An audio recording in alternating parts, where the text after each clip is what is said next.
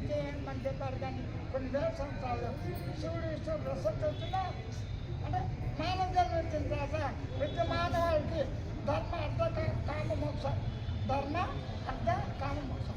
ఇక్కడ ధర్మం పక్కన వచ్చేస్తుంది, మోక్షం తెలుస్తుంది, కామం కావాలి, అర్థం ధనం మూలం ఇదం జగత్తు.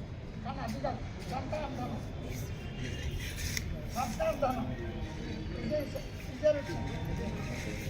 చిన్నకున్నది అది ధనం తింటారా? ప్రతివారికి దేహం వస్తుంది. ఏం కావాలి?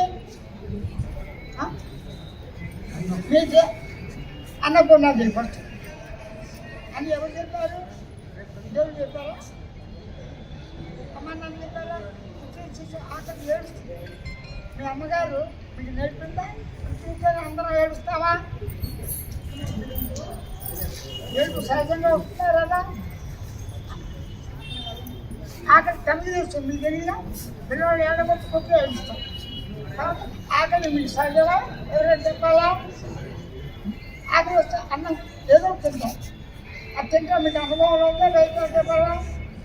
ఇప్పుడు అసలు విషయం, ఈ దేహమే క్షేత్రం, ఈ దేహమే దేవాలయం, ఈ దేహమే ఆరోగ్యం, ఈ దేహమే క్షేత్రం అంటే ప్రజలున్నా అంటే మీరు ఎరుక లేకుండా అసలు మీరు ఎరుక లేకుండా దీన్ని గుర్తిస్తారా? కాన్షియస్ ఎరుక లేకుండా ఇది చేయలేమని గుర్తిస్తారా? అయితే ఇదే కూడా గుర్తించారు, గమనించారు, తెలుసుకున్నారు. ఈ 3 లక్షలు అందరికీ ఉన్నాయి లేదా? ఉన్నాయి. అయితే ఆకలి వేసింది. మీ ఆకలి గుర్తించి అమ్మ ఆకలి అంటే ఆకలి అనుభూతి అయిన తర్వాత ఆకలి కావాలా? ఆకలి అంటే అనుభూతి వస్తుందా? దేవుని అనుభూతిలో ఉందా లేదా? దాన్ని వచ్చేసారా? కాబట్టి ఈ దేహాన్ని ఎలా ఉపయోగించుకుంటారు? నేను అవన్నీ అనే దృశ్యం మీరెవరు అనే చెప్తాను. మీరెవరు కాదు. ఆత్మకి 8 లక్షలు, శబ్దం చిత్త ఆనందం ఇచ్చే వరకు 2 లక్షలు కాదు. మీరు దేహంగా ఉండి నీ దేహంగా ఉండి మాట్లాడు. కానీ దేవే ప్రధానం. ఆ దేహాన్ని ఏం కావాలి? ధర్మార్థ కామ మోక్షాలతో గతంలో విశేషాలు భార్య పిల్లలు ఉన్నా లేకపోయినా అన్ని కలుగుతున్నాయి. వాళ్ళే వైద్యం అది పక్కన. అటు మీ దేవుని ప్రేమిస్తారా? భార్యని ప్రేమిస్తారా? కాబట్టి ఎవరిని అంటే ఎవరి దేహం ఎవరికి ప్రియమైంది? అస్థి ప్రియమైంది. ఈ ప్రియమైన దేహం అయితే తల్లిదండ్రులు సేవ చేయలేము, దేవుడు చేయలేము. ఆస్తుడైనా కమిష్టైనా సీవైనా హేతువాదం జ్ఞానం దానికి ఏదైనా అసలే గుర్తించి గమనిస్తాం. అంతే కదా? అక్కడ మత సత్యం మనం తెచ్చుకుంటాం, గుణాలు మనం తెస్తాం. కానీ జాతీయ మొత్తం ఇక్కడ ఎక్కడో అప్పుడు మీరు దేని దేనికి ఉపయోగిస్తాము?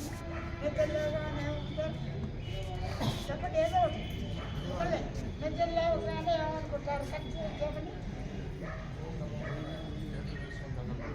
ఎంతమంది నిద్రలేగానే అదే పొద్దున బెడ్కాలు అక్కడ అదేనా? అందరూ అండి నిద్రలేగానే బాత్రూమ్ లేవాలంటే రామనామం శుభనామం చేసేస్తే కనుక సగం పని అయిపోయింది. కులాలు చదవాలి నిద్రలో కూడా దేవ సముద్రం అంతే కదా? నిద్రలో అదే పిల్లలు పొద్దున వెళ్ళాలి, వాళ్ళు చూపించి వాళ్ళు సంతృప్తి ఉండదు. దేవాలు కూడా చూస్తాం అంటే అదే నిత్యకృత్య వల్ల శుద్ధి స్నానం చేస్తారా లేదా? ఇప్పుడు మీ దేహం శుచిగా ఉంటే శుచి లేకున్నానా? శుచి లేకుండా వస్త్రాలను శుచి లేకుండా ఎలా ఉంటారా? అప్పుడు దేహాన్ని శుద్ధి చేస్తారా? ఇది